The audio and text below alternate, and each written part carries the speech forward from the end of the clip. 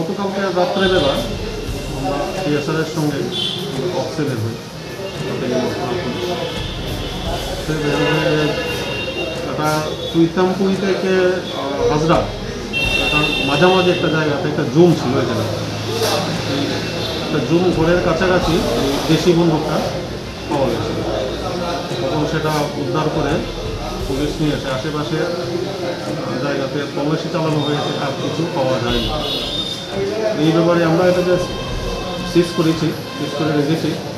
এটা তদন্ত চলছে এই ব্যাপারে, কোথা থেকে এটা আসলো বা কী উদ্দেশ্যে এখানে রাখা হলো, এই ব্যাপারে তদন্ত করেই বিস্তারিত বলা যাবে। স্যার কী মনে করছেন, মানে কী কারণে এটা? এটা এই বিষয়ে মানে এক্ষুনি বলা যাবে না, এটা সঠিক ইনভেস্টিগেশন করে বলা যাবে। স্যার আপনার নাম ডেজিগনেশন? নারুগোপাল দেব।